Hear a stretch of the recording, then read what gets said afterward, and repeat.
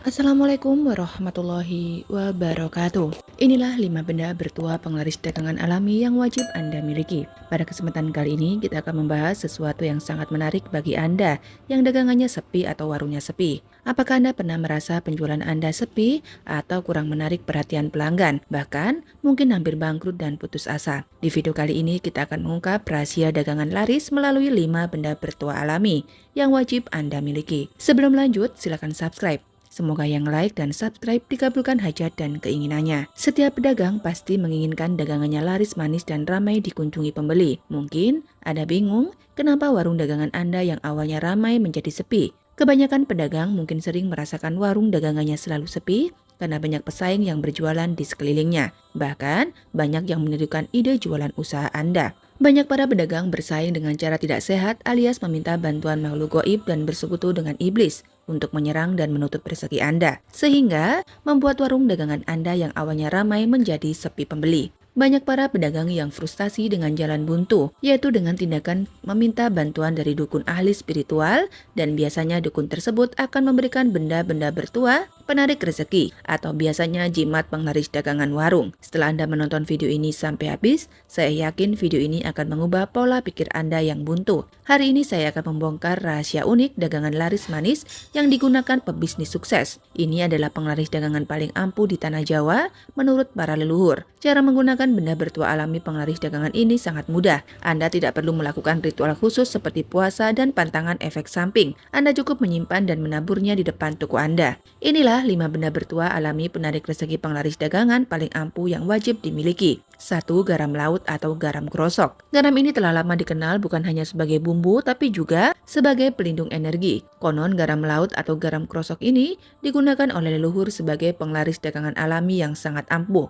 dan juga manjur. Menggunakan garam laut atau garam krosok di area jualan dapat membantu menyerap energi negatif dan mampu mendatangkan banyak pembeli. Caranya cukup mudah. Pilih garam krosok yang berkualitas baik dan bersih. Hindari campuran yang tidak diinginkan. Selanjutnya, siapkan cukup garam krosok untuk penaburan. Sebaiknya gunakan garam yang baru dibeli dengan kualitas bagus dan tidak kotor. Lalu, cuci garam di bawah air mengalir sambil membayangkan energi negatif hilang. Bacalah doa atau mantra penyucian sesuai kepercayaan Anda. Menurut kepercayaan masyarakat Jawa, Anda bisa membacanya dengan Ono Coroko secara terbalik. Setelah dicuci, letakkan garam di tempat yang kering dan terkena sinar matahari. Ini dapat menyerap energi positif. Sebelum menaburkan garam, duduklah di tempat yang tenang. Pegang garam krosok dengan tangan kanan dan fokus pada niat Anda seperti semoga usaha ini selalu dilimpahkan rezeki. Tahap selanjutnya, bacakan surat Al-Fatihah sebanyak 7 kali yang diyakini dapat mendatangkan keberuntungan dan menarik pelanggan yang datang. Lakukan dengan khusyuk dan penuh keyakinan. Lakukan penaburan garam di waktu-waktu yang diyakini baik seperti menjelang hari baik atau setelah selesai sholat. Taburkan garam krosok di sekitar tempat usaha Anda seperti di depan pintu, di sekitar meja kasir, dan di area dagangan. Pastikan taburan merata. Beberapa orang percaya bahwa taburan garam krosok lebih efektif jika dilakukan dari arah luar ke dalam, sebagai simbol menarik rezeki ke dalam usaha. Perlu diingat, lakukan penaburan ulang garam krosok setiap 3 hari sekali dan hapus sisa garam yang telah ditaburkan sebelumnya dan lakukan ritual penyucian kembali. Keberhasilan bergantung pada keyakinan dan niat Anda. Tetap fokus pada kualitas produk dan pelayanan karena ini adalah faktor utama dalam keberhasilan usaha. 2. Bambu 9 kuntum. Bambu 9 kuntum merupakan simbol keberuntungan dalam budaya Asia. Dikenal sebagai rezeki dan penglaris dagangan alami. Tempatkan di sudut dagangan. Konon semakin banyak kuntum yang ada, semakin besar peluang keberuntungan yang akan datang.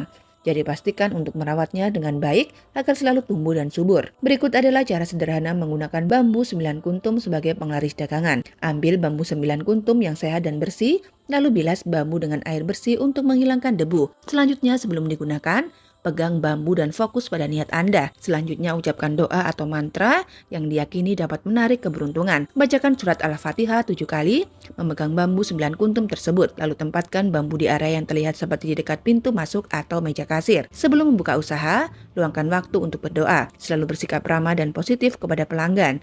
Gantilah setiap minggu dan bersihkan bambu agar tetap segar. Dengan langkah-langkah sederhana ini, bambu 9 kuntum dapat membantu meningkatkan keberuntungan dalam usaha dagang Anda. 3. Air doa. Air doa adalah air yang telah didoakan untuk mendapatkan berkah. Anda bisa menggunakannya untuk menyiram tanaman di sekitar tempat jualan atau bahkan mencuci peralatan dagang. Dengan begitu, Diharapkan keberkahan akan mengalir dalam setiap transaksi yang Anda lakukan. Menggunakan air doa untuk penglaris dagangan alami melibatkan beberapa langkah. Caranya yaitu siapkan air bersih di wajan yang bersih, lalu bacakan doa tertentu seperti ayat kursi atau doa sesuai keyakinan Anda. Lakukan dengan penuh keyakinan dan konsentrasi.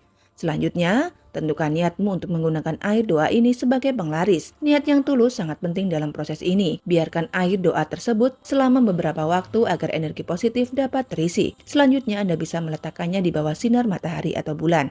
Lalu gunakan air doa ini untuk membasuh barang dagangan atau bisa untuk menyiram tanaman di sekitar tempat jualan atau bahkan mencuci peralatan dagangan Anda.